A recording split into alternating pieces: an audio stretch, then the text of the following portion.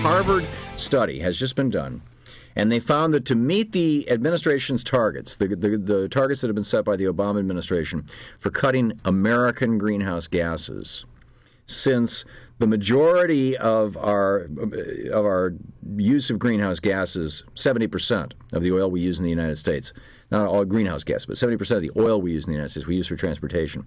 The price of gasoline is going to have to go to $7 a gallon, which is actually below where it is in many European countries.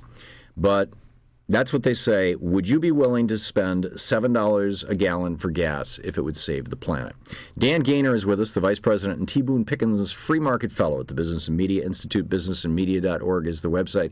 Dan, would you pay $7 if you believed that it would help save the planet, $7 a gallon for gas? That's, I think, a bad way of structuring the question. Well, I put it as a hypothetical.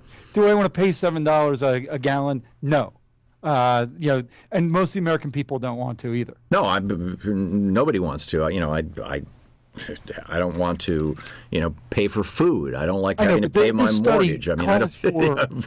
But come on. It calls for almost a 200% increase in the federal gas tax just this year. Yep. In the midst of course, an economic downturn. I mean, this is the kind of story I love because not only does it show really the bad impact that a lot of this climate change legislation is going to have, but it advocates higher taxes and regressive taxes simultaneously. But when 30 years ago, when Europe looked at this, and this wasn't because they were worried about climate change, it was because for us, the Nixon administration, the Arabs cut off the oil to us and to Europe, and there's just a total freak out. And the Europeans said, we don't have much oil in Europe. This was before the North Slope stuff was discovered, and we need to cut back on the oil. And so the price of gasoline in the 60s, or in the 70s, late 60s, early 70s, rose to in the neighborhood of $5 a gallon. And that was back then. I mean, $5 a gallon in 1973 money is probably $10 a gallon now. And it's continued to rise. And you've got, gasoline is $7 to $10 a gallon on average all across Europe now. And what was the consequence of that, Dan? The consequence of that is that the average car sold in Europe right now gets 43 miles to the gallon. The consequence of that was that public transportation systems in Europe work really, really well, are well maintained. People love them. People use them enthusiastically. And the average European citizen, Northern and Western European citizen, uses 1/7 as much oil as the average American. Okay, so let's address both those points. First of all, the transportation system works great for basically a collection of 27 different countries that have about 66% more population than we do in about 42% of the space. They have, the population density for Europe really works for that. Doesn't work in a lot of the United States. Well, I'll agree that there's a large chunk of the United States, what's sometimes referred to as the flyover states. I mean, Wyoming has 600,000 people in it. Montana is a couple million. There's some large chunks of the Midwest where probably the best we can do is go back to what we had in the 1870s, 1880s, which is, the railroad comes through town once a day. They're not going to have mass transit, sophisticated mass transit systems. On the other hand, there's a lot of cities, Omaha, Cheyenne, whatnot. At least let's beef up the bus systems.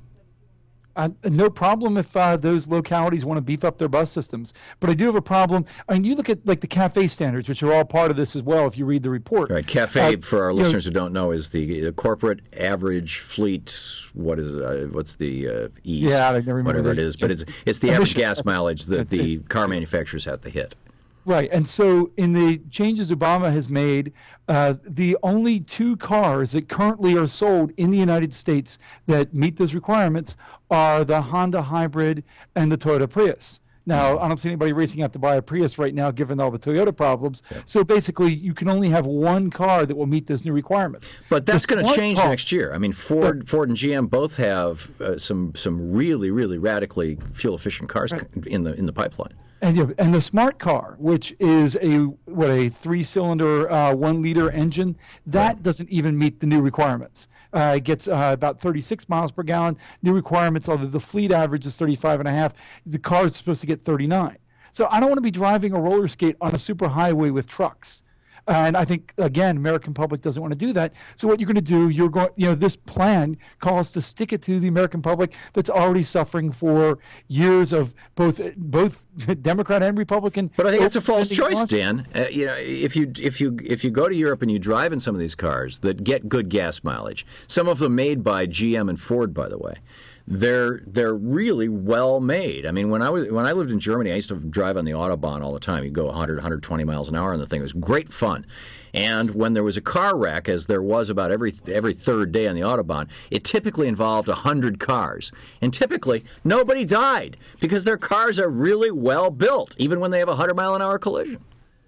Well, that's great. I have no problem. I've driven a lot of different cars that are very well made. You all want to drive. It doesn't need to be a roller skate. A small car does not need to be unsafe.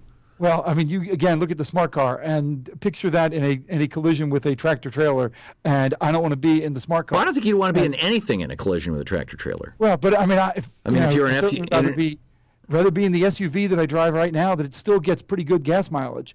But I mean, this goes back to, this is a major increase, not only in gas tax, but increase in size of government. Because under the plan where they talk about raising gas prices up to $7 a gallon, there's no reimbursement back to anybody who does that. So It just is, this is how Obama's going to pay for the deficit. Yeah, well, it seems like a fine idea to me. Dan, we have 30 seconds. If you believed in global warming, and you thought that there really was a danger, would you be willing to pay $7 a gallon for gas if it meant saving the world? I don't think doing this would save the world, even if I agree with you 100% on global warming. Fair to say I'm a skeptic.